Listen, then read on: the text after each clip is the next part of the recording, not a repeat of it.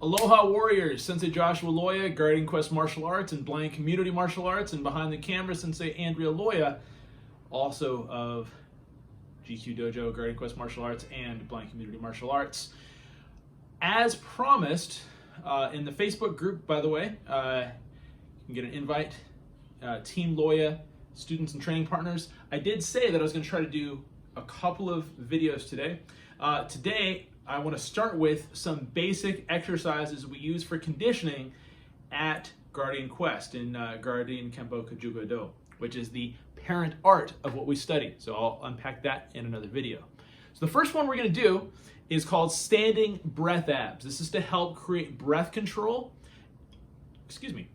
and also to help condition and develop our abdomen and the muscles there. So I'll do a front view first, and then I will do a side view so you can kind of see what's going on. So the idea is that we're going to stand, slight squat, very shallow middle stance. You might not even actually do a middle stance. You might just have your feet a little like shoulder width apart. You're going to breathe in as you reach forward, and then you're going to bring your hands to chamber, so back at your ribs, and you're going to make a fist as you bring both of them back. So it's going to come in, and you can feel that I'm putting some tension in my abdomen, or you can hear it, both in the way I'm talking and the way I breathe just now. So I'll do a side view, and I'm going to breathe in.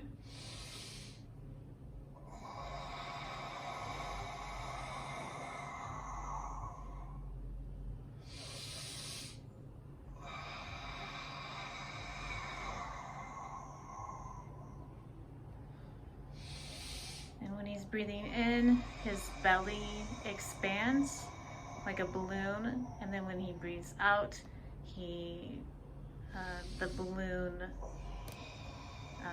can you help me out here? The balloon deflates as I exhale. So when you breathe, that's a really important point. And this is why she's the head instructor and why we train together and are a team in martial arts as well as in life. Breathe into the belly. So you're not just breathing into your chest like that. You're breathing here. I'll make my shirt tight. It'll show a slight bit of belly that I got. If I breathe in, my belly goes out, and as I exhale, I actually tighten up my abdomen to maybe make it a little bit harder to exhale. So I'll do it one more time. So if I tuck this in my shirt or my here, then you can see a little bit more give.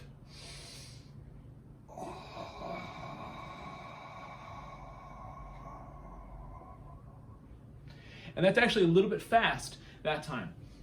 When we do this for conditioning, we'll typically do 2 sets.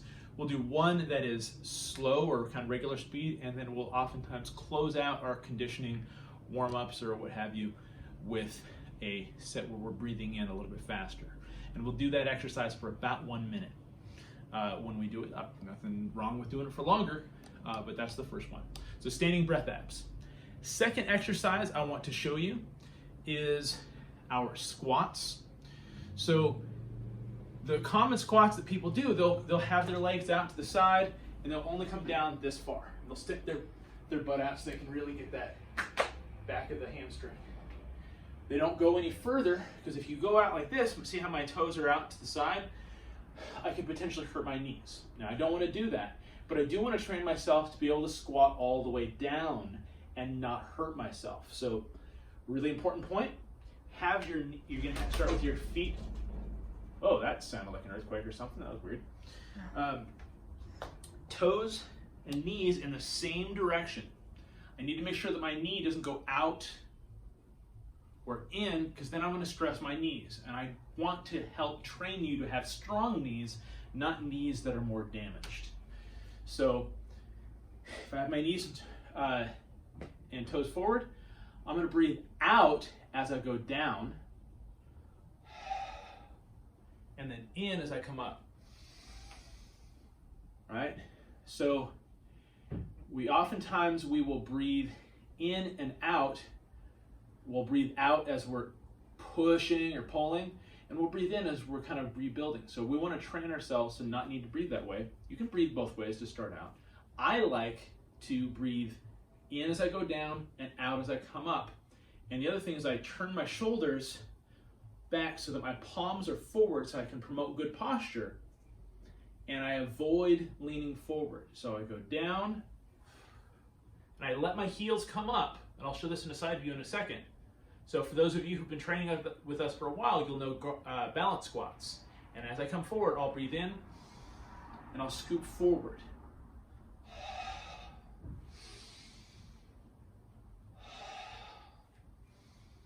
And I'll go to the side so you can see it.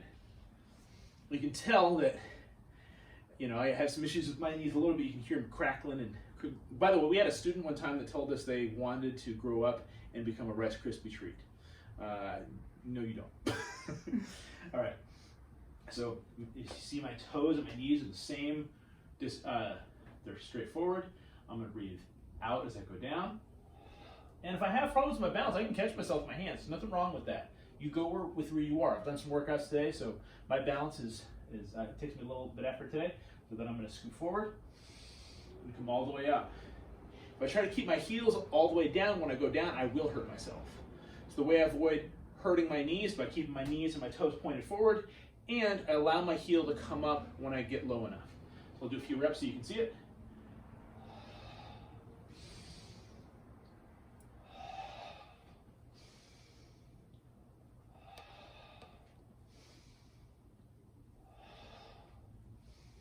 All right, so that's Kalari squats. We say Kalari because it's easier to distinguish from calorie. Somebody who's more familiar with Sanskrit and other Indian languages, please correct me. Let me know how it's pronounced. But from what I've been told, it's calorie. But that also is a unit of energy that we talk about. We want to lose weight or have energy for long distance running, that kind of stuff. But it is spelled K-A-L-A-R-I, and that comes from Indian conditioning exercises. So again, one more time, and really scoop your hands forward. So that again, that'll help promote good posture. So we have standing breath abs, Kalari squats. The next one I want to show you is what we call glide push-ups. So I'll start with my hands to the side. So hopefully, this is our living room, by the way. It's not very large. So I'm going to start back, and some people call them dive bombers maybe. So I'm going to come down, I'm going to hit my nose, and come up, and then push myself back. There's a couple different ways you can breathe on this. I'll get into that in a second. So come down, and then come back up. You can't see it from that angle, but I am coming off my heels. I'm not worried about keeping my feet flat. I'm moving so they can see a little bit of that.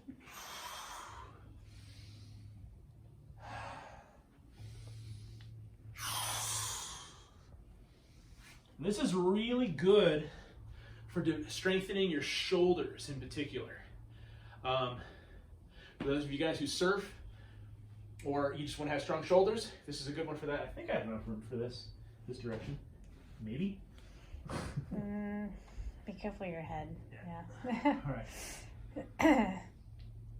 Oof. That was Just close. barely. Just barely. So this is suboptimal position, so I'll actually go the other direction so you can get the angle you need. So I can either breathe in first, and then breathe out as I come down.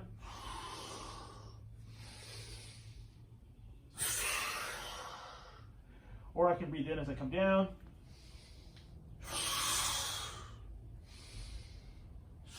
And you can really slow it down if you want to make it hard. So a lot of this makes you have to have good movement the whole time. And if you do it slow like that, I can actually feel the muscles in my back working as well. It's a good one. If you want to develop your lats, if you go slowly, it's a good one for that. And actually, I should probably do more of that because the last time I went surfing, I felt my energy slip a little bit. So I need to work on that. All right, so we have standing breath abs. We have Kalari squats. Thank you. That's second brain even. And we have glide push-ups. There's going to be 2 more that I'm going to show you. I'll try not to do this one too. I'm going to try to do this one a little bit light so that my neighbors don't have the pounding on their foreheads or up above their heads. So this requires you do a proper chop. Quick version of a guardian chop is I have a slight cup. So it's not flat, it's a slight cup so I can reinforce. And I'm going to hit with the muscly part of my hand. And then a punch. I'm telling you this so that you'll make sense in a second. When I make a fist, I fold the fingers, I wrap the fingers, thumb over the first 2 knuckles, and then I squeeze the pinky here, and I'm going to hit with these the flat part of these 2 knuckles here. Those of you who've trained with us, you're familiar with that. So same position that I started with the glide push-ups. I'm going to go ahead and take that so I have a wide stance. And I can either put more effort on the stretch and take all the impact on my legs, or I can do more with my hands. But I'm going to start with chops. I'm going to go chop, punch, chop, punch, chop, punch. I'm not going to do that too many times because that's actually really loud. So the idea though is that you're training your hands. There's a few things with that. You're training your hands to take impact on those areas so that you kind of a little bit of body conditioning, and you're also training the kind of microfiber, the small muscles in your forearms, your shoulders, and you can also use this to help with your flexibility of your like inside of your legs and stuff. So I'll do it a couple more times, but again, I'm not going to do it as hard as I might choose to do because I want to be considerate of my neighbors when we have people below us. So and obviously, since Andrea, as you said before, feel free to add in any additional things yourself, even though you're not in a shot. So here. So you notice how he's got his legs wide? You're going to try to keep them straight as possible. And you do not have to go very far out.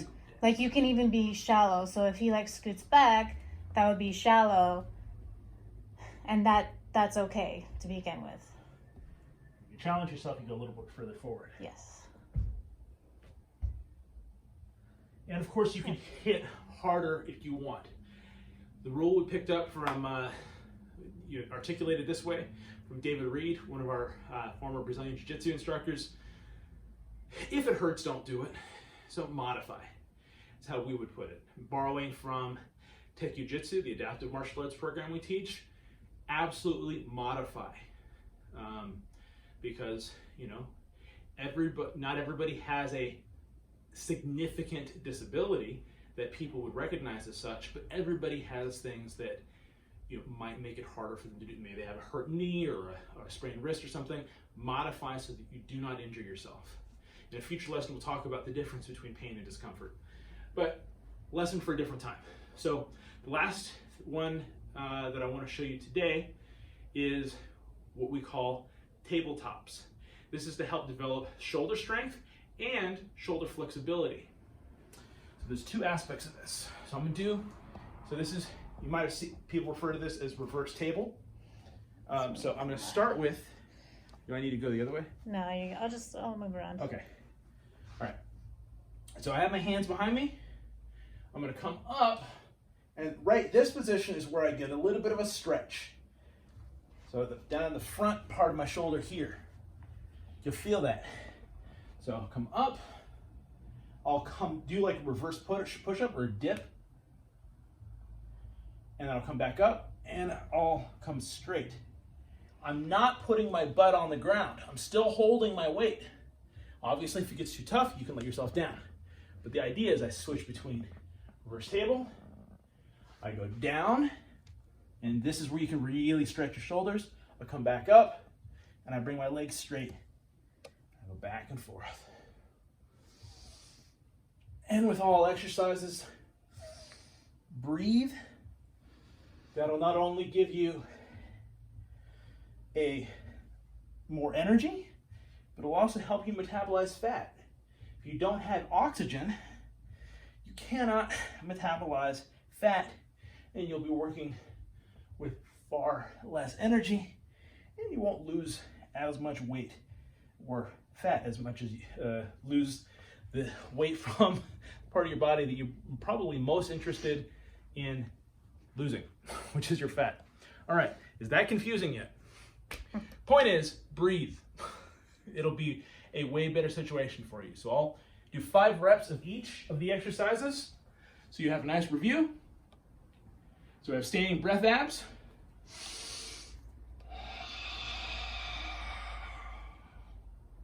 Two.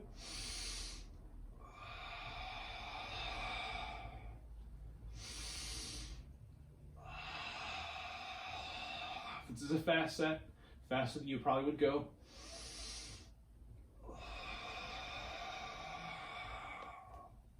And the last one.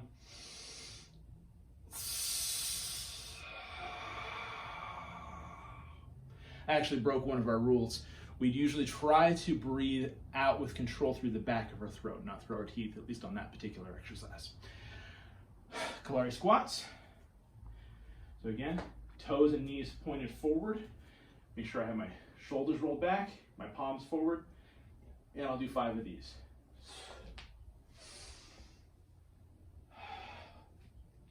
2, 3, 4, 5. And now those are Kalari squats. We have glide push-ups. I'm going to do it from this direction because it's a little tight. And there are modifications to this, of course, but so 1, 2, 3. Really stretching, just to show you that you can work that as well. You can do this nice and slow. Yeah, so he's looking up towards the ceiling at the end. Get that good stretch. And definitely, if you don't understand something because you're one of our blind students, it's funny. When we work with each other, a lot of times we'll make that work, but please ask questions in the comments if you don't understand something. We'll do our best to explain it further.